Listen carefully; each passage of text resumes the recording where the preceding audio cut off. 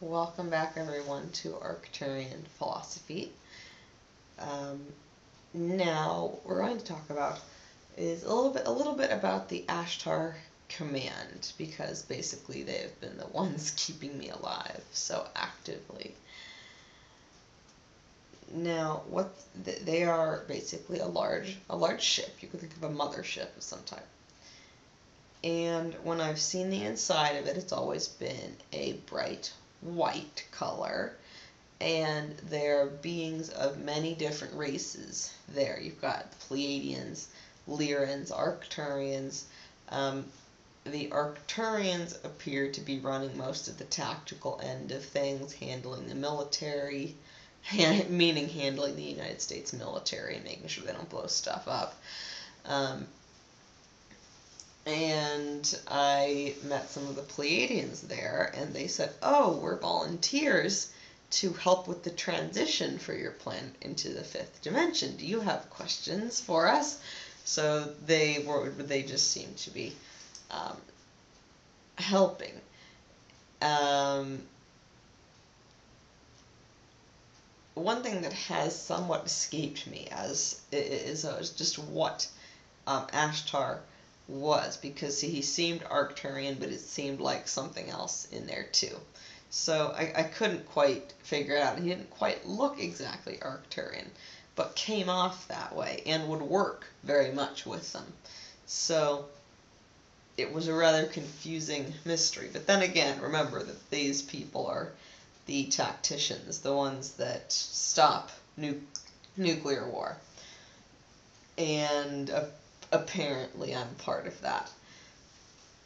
This also has to do with stopping the spread of Ebola. They've been very active about that. Somebody who was really pissed off about how I intercepted the nuclear stuff sent me some sort of email or link about how two people were miraculously cured of Ebola at random. And I thought to myself, I don't remember consciously doing anything about that. I didn't know about these people. Well, but all of us as light workers, collectively, we will help do this, help get the other humans to begin activating their own DNA. And with getting the other humans to activate their own DNA, then they are able to heal themselves from these illnesses. Now, what's it like on the Ashtar command? When I was there, I was also sitting in the chair over there, and you see, this is out of body type experience, and you see they were very strange for people that you think are handling a war. It seemed quite odd. Now, let me explain what I mean by that, by quite odd. Well, what I mean is that they were laughing in the middle of having to stop a nuclear war. And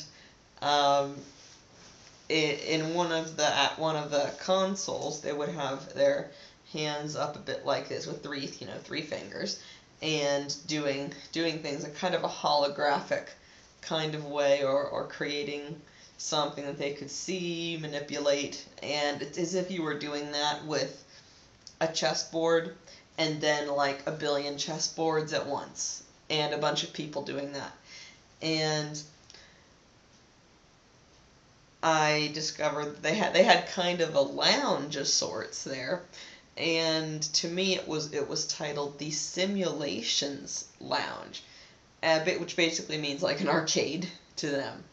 And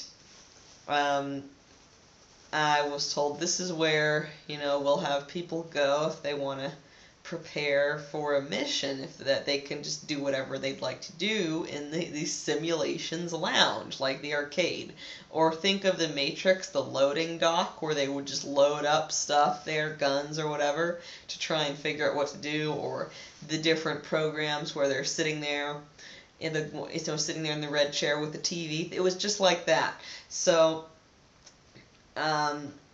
so you could go into this kind of place where you could create whatever scenario you wanted to create, and you could decide that you wanted to create a scenario with lightsabers or something. And actually, at one point, this was at the healer. This was very strange. I saw that, and see, I love to drive, and because I love to drive, people have tried to do everything possible to stop me from driving a car. And so I still don't have a car at this point, even though I have a perfectly valid license. And I came up behind Andromeda, which is the code name for the Arcturian that corresponds with me right now. And she was playing a racing game with her hands. It was as if you were playing like Mario Kart or something. And I said, "What are you doing? Why are you playing a racing game?" And it was so strange, as if she looked, because with most of this is you in the future. Like, think Bashar. With Daryl Anka, Bashar is him in the future. Same thing with me, who I don't know her, I guess, her real name, but she goes by Andromeda.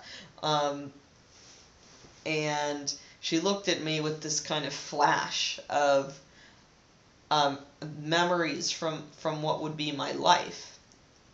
And she said, "You know why I like to play this game?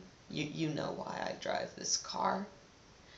And I realized it was because, oh my gosh, she could feel the pain that I'd felt at not being able to drive.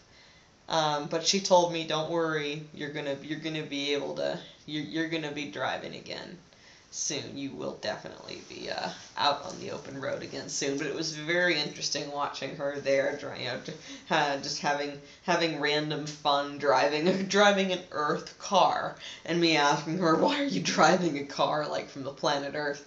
And her memory of my loss, or her loss, essentially, of not being able to drive, not being able to feel free, essentially. Not being able to feel free. And my mother knew that. She even said that to me. "Oh, you probably like the freedom." So is that why you're denying it to me? Because you're a sick sadist? Apparently. Catherine Louise Hauer. That's my mother. Jerry Kihara would be the stepfather.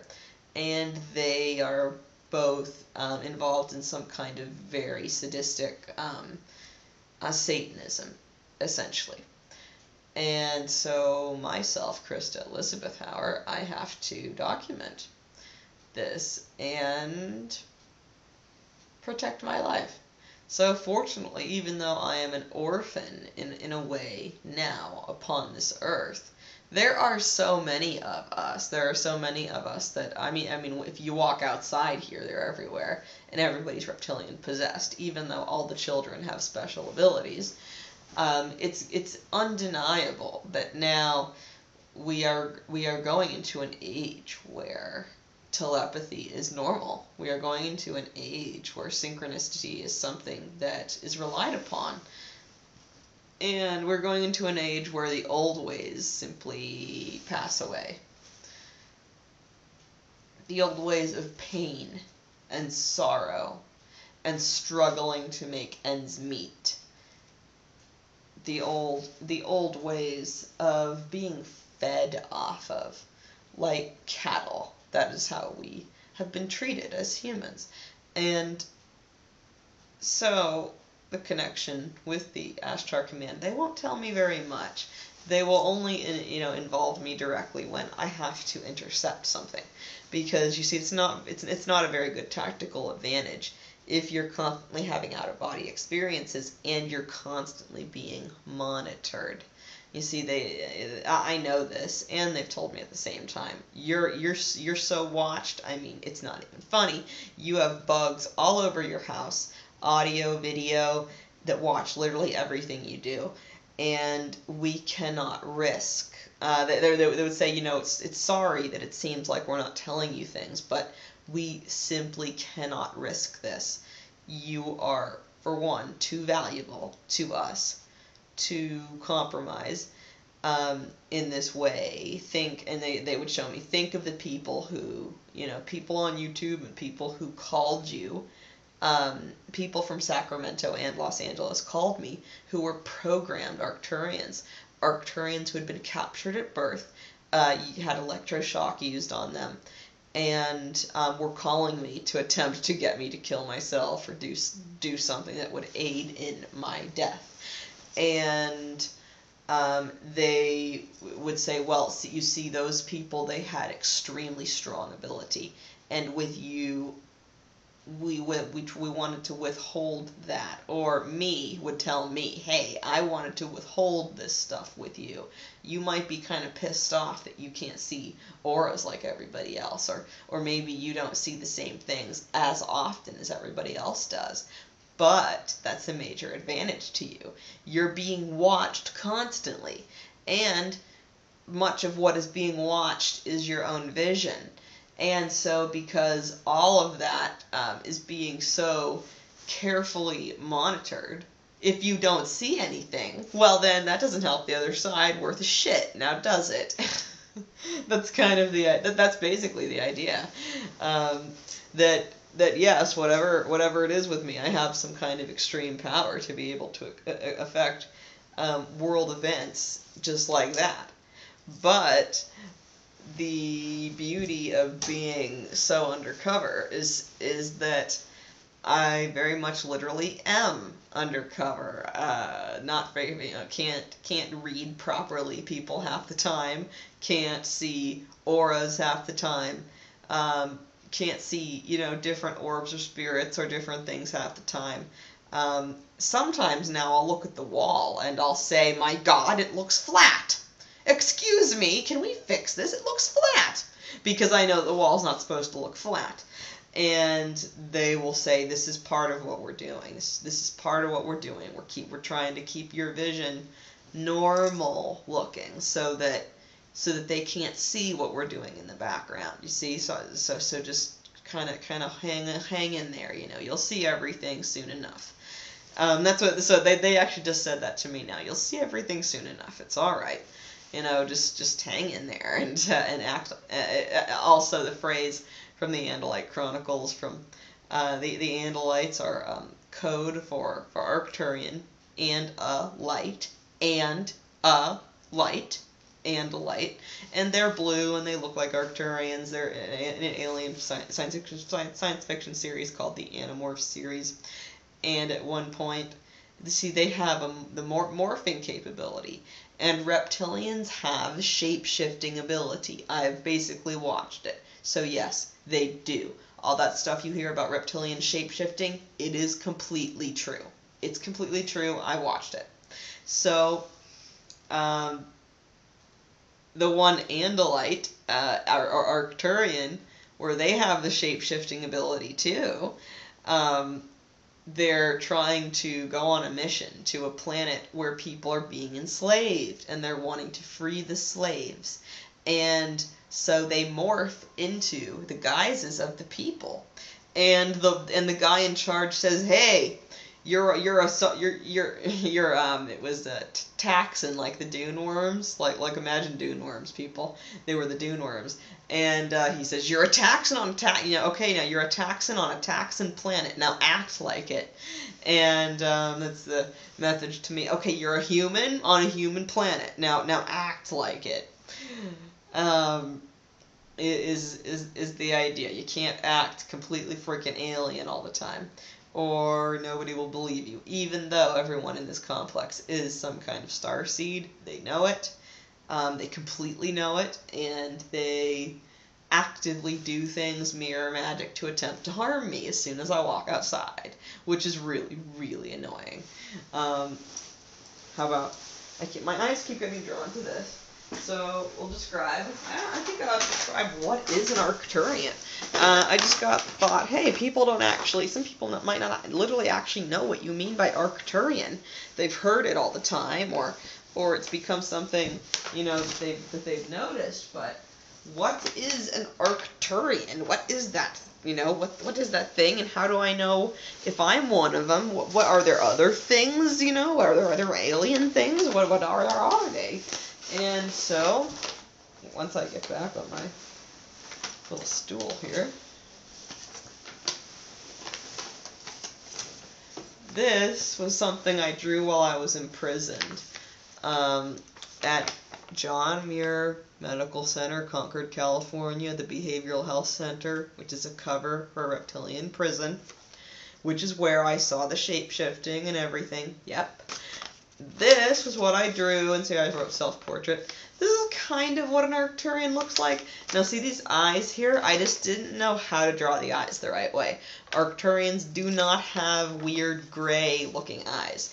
It doesn't look like, you know, like an insect.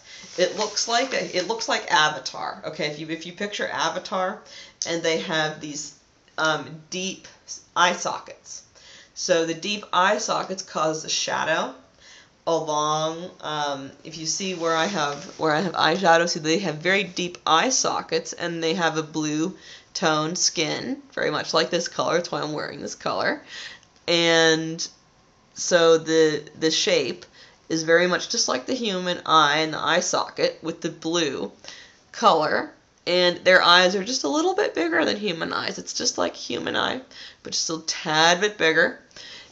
And their heads, obviously, see I drew head bigger. Now they don't really have the triangle shape so much, but this triangular shape is like a gray. But see, a lot of people, you know, just think that the triangle shape with the grays is cool looking. So I drew it that way because I thought it looked cool.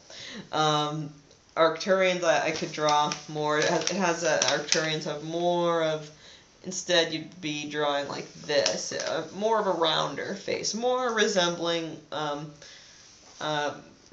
something that could actually reproduce, basically. Because remember, grays can't reproduce; they clone themselves, or they're starting to figure it out, but it's still in the ages of stupidity right now. So let's see. So do we have any? I'm gonna ask Ashtar Command. Do you guys have anything you'd like me to tell everyone? Any messages from the Ashtar Command?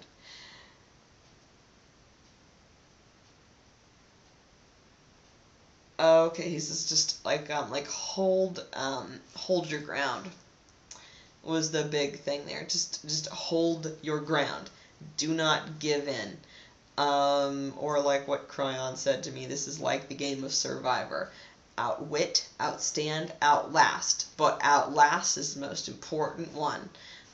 Even if you're not very smart, even if you don't, think you can get through it, just firm, stand your ground. That's the concept of being like a planetary anchor. I've got this thought of peace so strongly ingrained in my head, and it's linked down with the Earth herself. And this idea of peace is so powerful, linked with so many other people across the planet, even though, imagine the center of the planet, and imagine us along the edges of the planet, along the different edges of the planet, and our different intentions are vibrating out. The Earth herself is vibrating at a particular rate towards this change. And so, as we align with her wishes, basically, because this is physics where the Earth has decided, I'm doing this. I'm not dying. I'm doing this.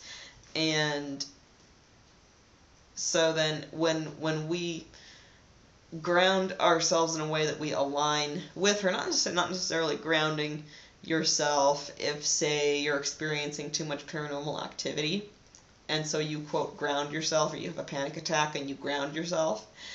What I mean is grounding ourselves as in anchoring ourselves to our planet, because it is our planet.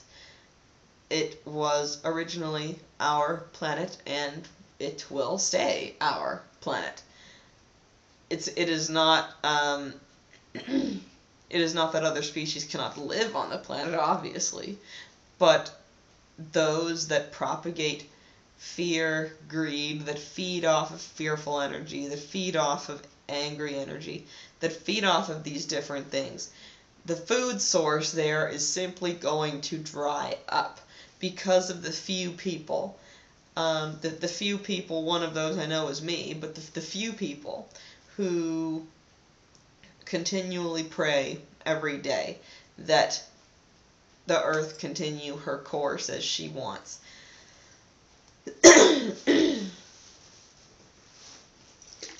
As Cryon said, this is just like it used to be in Lemuria, where a small amount of people would control world events.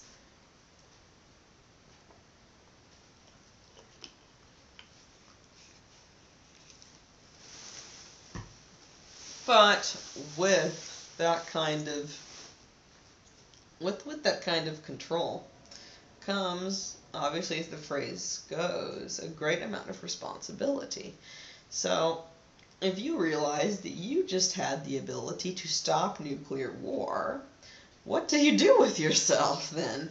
I think, well, I mean, obviously I did something, or else people wouldn't be literally out to kill me every time I walk outside.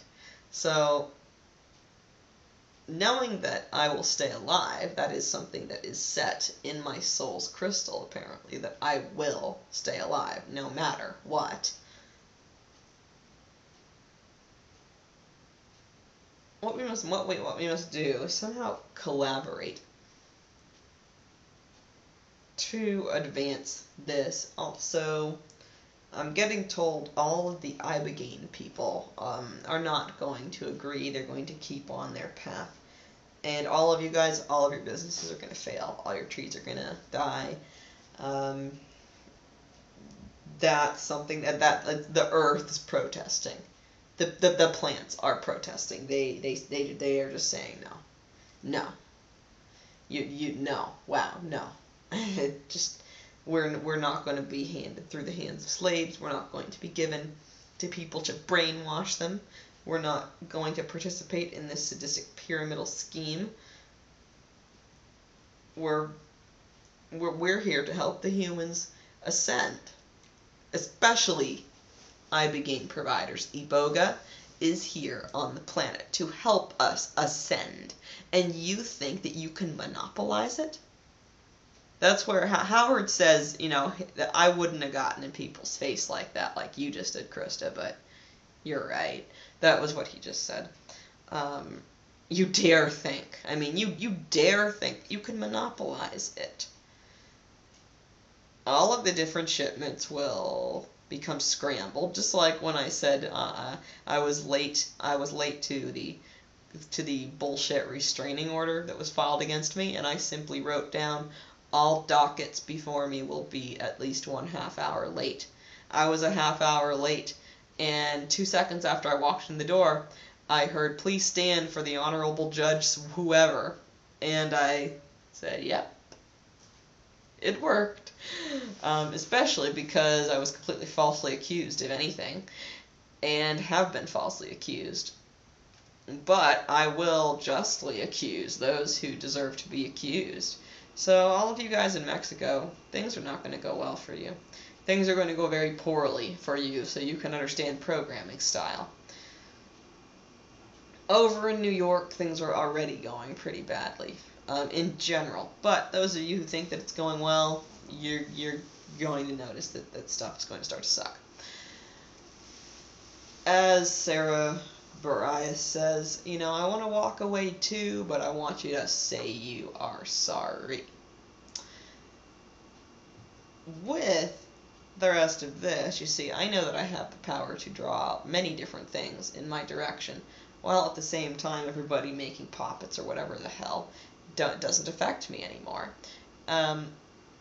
Now, some people might actually be wondering, I was thinking of this before this, some of you watching who don't know about who is she talking about, who is she so pissed off at, what happened there, and I won't mention any of it, but you might be wondering, okay, if she stopped nuclear war and people are trying to assassinate her, why don't they just come in and shoot her? Let me explain it through the law of attraction. You see the gray guy outside, the little gray outside, where I asked him, what do you want? And he said, shoot you. Now, he could say he wanted to shoot me, but the vibration that is pushed out from, I can feel it from here, from the heart chakra, is one of extreme non-violence. It's one of very calm atmosphere. It is incredibly peaceful. And so think of this, for some of you, there's one scene that I kept on getting pulled to in the prison in Dune, which is where there's this one guy holding a knife, the other guy's holding a knife, and it says they're both standing there waiting for an opening. That's how this works. A vibrational match or a vibrational opening. So if my vibration does not match that of violence, or someone trying to shoot me through the window, or some weird thing, they literally can't. It is law of physics. You literally cannot override that. Especially once the human knows that they create all of their reality. I thought, okay, I created a mess of dishes in the sink. I know I can do dishes. I didn't get shocked into not doing dishes. I know I can do dishes even though it's hard. For me, I don't have a seizure if I try and do dishes. What happens is I'll get this visceral feeling of pain, and I have no idea why. And I have a lot of areas in my childhood that I don't remember, so I don't know if something was done to me or not. Same thing with the washing machine. I can do it, but it's like I get a visceral feeling of pain doing it, so that it discourages me from wanting to do it. And that causes me to suspect something weird went on, but I don't know what. I won't speculate what.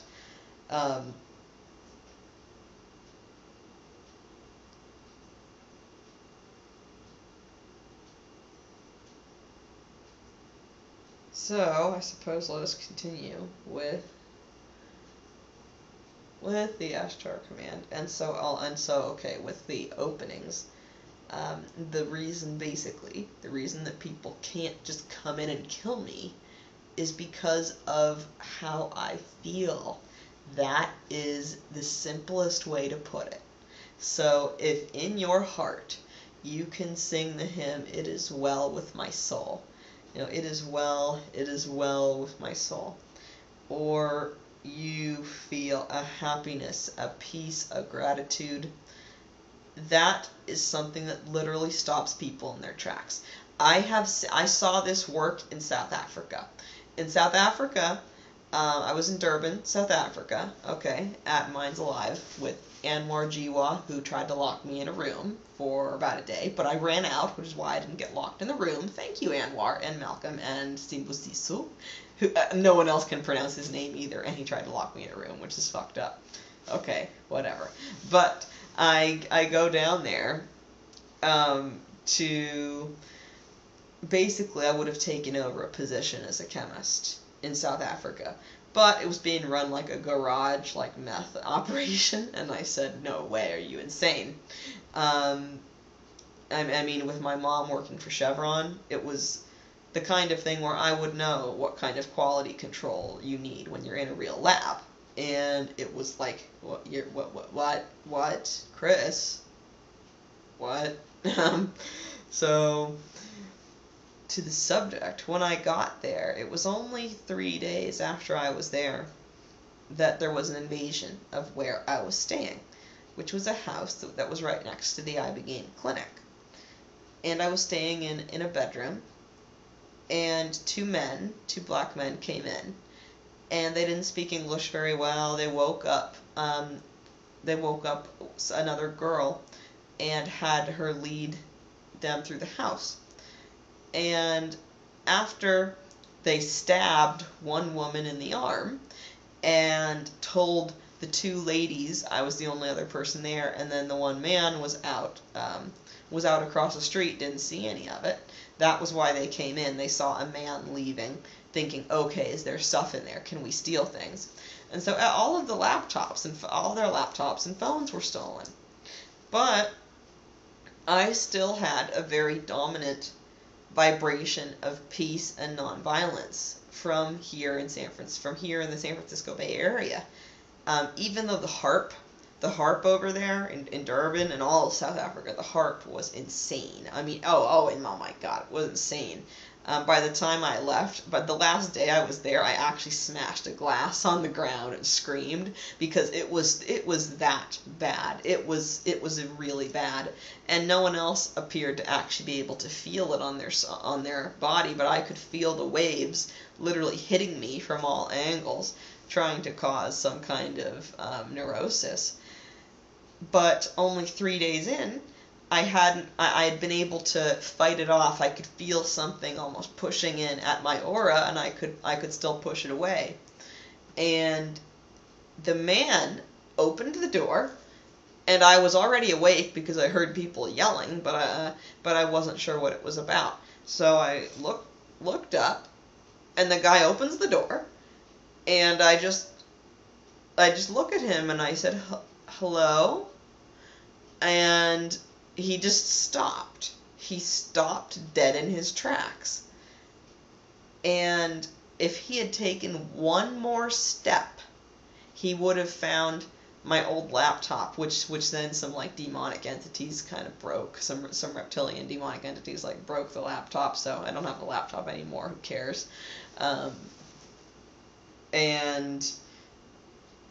And I knew, oh my God, he did not come into the room. He had this look, like, and then I actually put my glasses on and then said, hello, like, oh, do you need some help or something like that? And he just, and shut the door.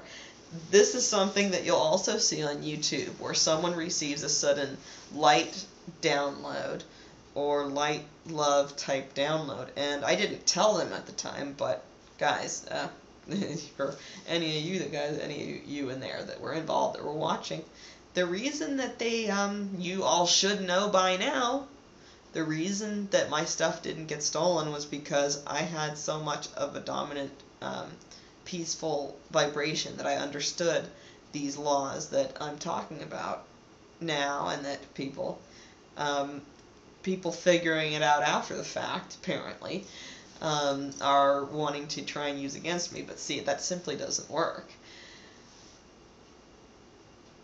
So, the point is, when you have from, now feel the bones, right about here, the base of your sternum. I'll get up a bit so you can see it, the base here, about the base of your sternum.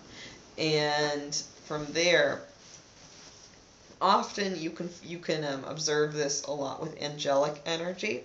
You feel a swirling in this area, and it's really unmistakable. The first time that I felt it was with the Cryon, book 12, and I knew, okay, this is some kind of angel thing. This is some kind of angelic entity. So you can feel for it there, or what you can do is simply picture the main chakra there, and imagine it expanding in a bright green color, because it tends to be associated with the color green, and amazingly, green is my favorite color. Dark royal green, dark foresty green is my favorite color. So we imagine that love expanding, and you see, if you are imagining that love expanding and you're imagining like blowing people up, the two don't mix. You see, it just doesn't work right.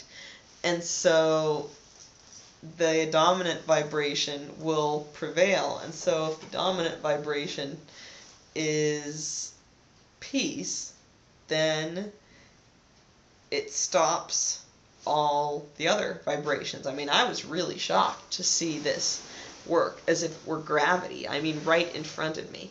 As if it worked right in front of me, as if it was a law like gravity.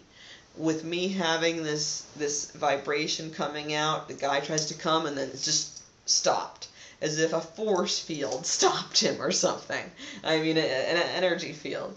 When I would talk with Cryon, he would describe how large the energy field is of a human, and I would say, oh, is that why I actually feel like I'm as big as a room?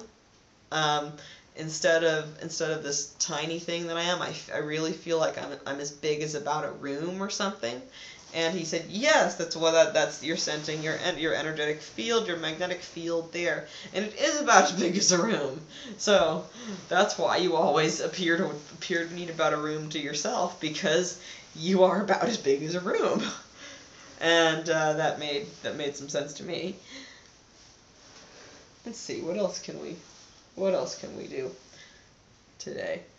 Well, on the Ashtar command, one thing I noticed is that they make with among the Arcturians, they would joke around a lot, and they would talk about how that was one of the ways that they would get around how taxing it is to be attacked constantly.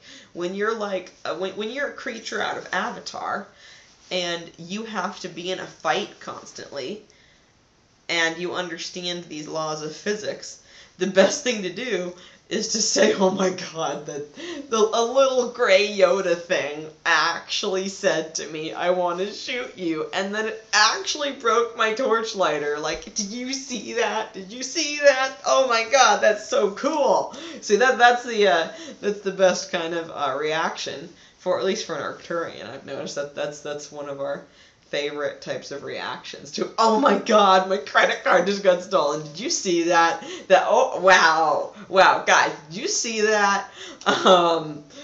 Particularly if you're an indigo that comes from 70s, 80s generation, and stuff like that happens around you, and it never happened around you before. That is a very, very good Arcturian trick. Because, see, that instantly raises your vibration to something that is close to joy. Like, okay, it said it wanted to shoot me, but, like, wow, look at this torchlighter. It actually broke the thing. Like, this is totally real. Oh my gosh. Even though the content was shoot you, what matters is the one that has the light source is the one that creates. So, if you've got a bunch of type of gray, whatever you want to call it, type of gray, they're kind of like holding up mirrors and rely on that, rely on me or light source to create a scenario. And I figured out really quick. They were trying to make me create my own death. And once I knew that was what was up, I figured that out like maybe an hour or so after the guy said shoot you. It was really fast. I figured that out. And so because of that made it, very difficult for them to go through any kind of vibrational opening, because if I simply close all of them for dying, or if something happens to me and I repeatedly end up healing myself everywhere, then it just doesn't really work. So that's that's kind of nice. So you guys find yourself in problems with them. Also, call in the name of Jesus Christ. Also, that always tends to work. Finally, I suppose I'll say with the Ashtar command, you guys, sometime I'm trying to get out of the habit of doing this because it's just a prop. They tell me doing this is just a prop to do it. You don't need to do that. It just kind of helps you think. Do it. You can do it by yourself.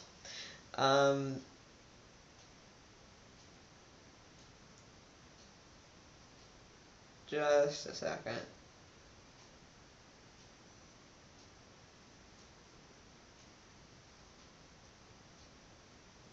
It looks like things are going well aboard the ship.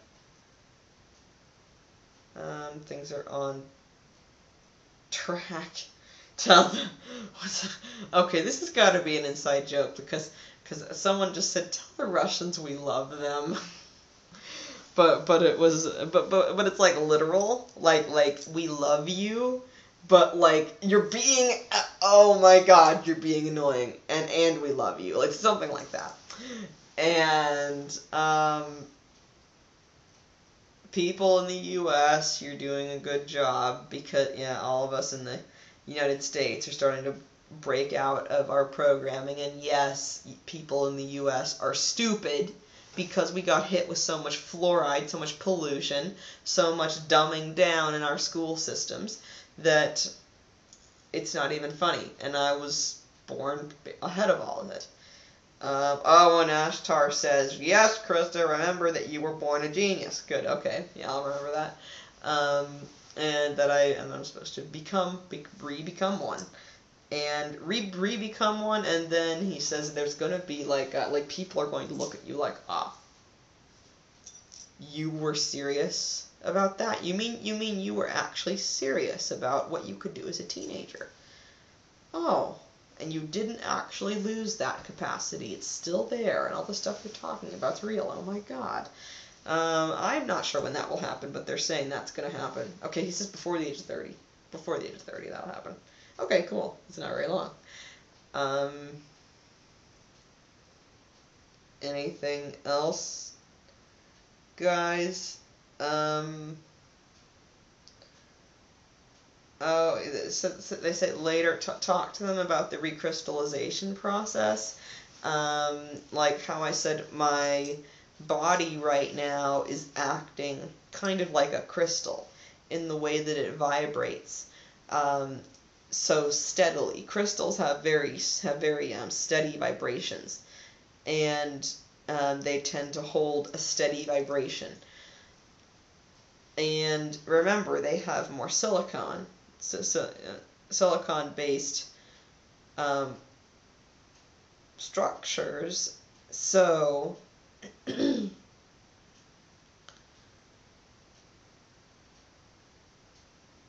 okay. So in the recrystallization process, our bodies are going to have to adapt to stay on the Earth. Basically, I kind of said this already.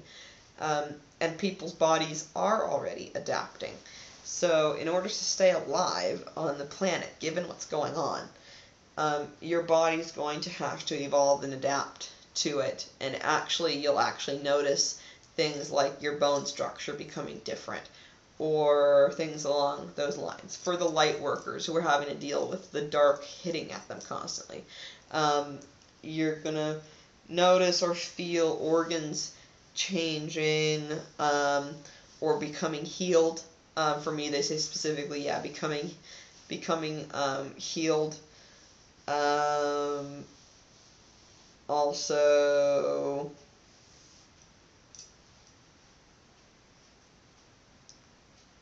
the tip. Also, that we salute you. We salute you and your service. Okay, so one thing I was told when I realized, oh my god, my entire life has been some kind of bizarre lie. I don't even know really who my mom is. I'm not sure what my dad was ever doing because he was never around and has some kind of weird gray mastermind thing going on. My mom was born with a reptilian back and wanted us to be like Nazis as kids, and would go around with our great-grandfather's pendant saying he's a 32nd degree Mason. And so, and now there's all this world domination. She wants us going along with it. What? To be born into something like that and then literally have to, they try to keep your connections only within your family. So now I'm going to have to become friends with all of you guys if you guys think you can actually be friends with me, because apparently I'm like partly a bitch. But I'm an endearing bitch, and I work on the Ashtar command, which is like cool. So yeah, that's cool. And at any rate, yeah, you guys are gonna go through the crystallization. For me, it's supposed to be a diamond, specifically diamond structure. And they told me, I asked them why diamond, and they said, well, it should be obvious to you. What is a diamond on the hardness scale? And I said, oh, it's the hardest. You can't scratch it. And they said, exactly. The idea is that we're going to make you like that, so that when you walk around, nobody can scratch at you. You'll be like a diamond. And I said, oh, okay. Okay, whatever this is. So our DNA is going to change. Many things are going to change. Some people might say, okay, this sounds nuts, and whatever. That was what I said 1 year ago. Swear to God. Swear to God I said that exact same thing 1 year ago. So if you're sitting there thinking, what? Seriously, I thought the same thing 1 year ago, and I was dying 1 year ago. And it's like, look at me now, kind of thing. So, I believe I will conclude this episode of Arcturian Philosophy. The Ashtar Command likes to stay very secretive for the most part. I mean, because they're stopping nuclear war, so you can't blame them for not telling you many things. I suppose one thing that I haven't mentioned is that they do have incubators there, which are designed for, say, for people that are soul forks, like me, where I come under stress or attack or something that's really serious, where I could die. The corresponding Arcturian will go into an incubator and lie there inside of an incubator, and it will support her life and push her soul stream into me to try to keep me alive. Also, you see, they don't really have a process of walking to one place or another. They just pop to wherever they're going. So pop, oh, okay, I'm in my incubator thing. Okay, pop. I'm at my console, where I do all this weird holographic stuff, like, all at once. That would be, I suppose, an interesting, little intriguing fact about them. When I was imprisoned, I saw myself multiple times, like, looking up, as if I was looking out from an incubator, and I would think, oh my god, if this incubator thing is here to keep me alive, please keep me alive. And apparently it did. They're apparently very good at this stuff.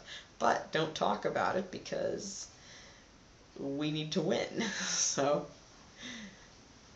that is all for the Ashtar Command.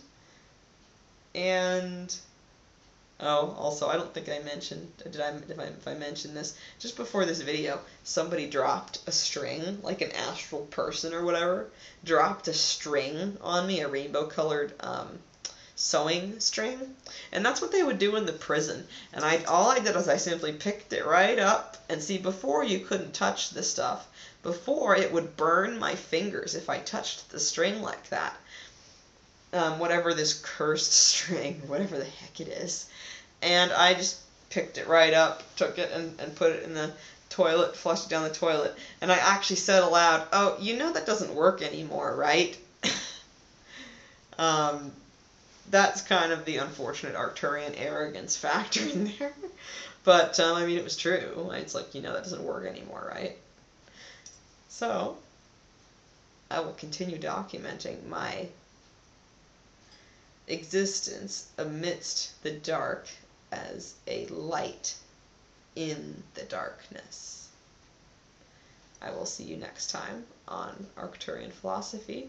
Remember to go to my website, www.infinitelitelove.org. Blessings.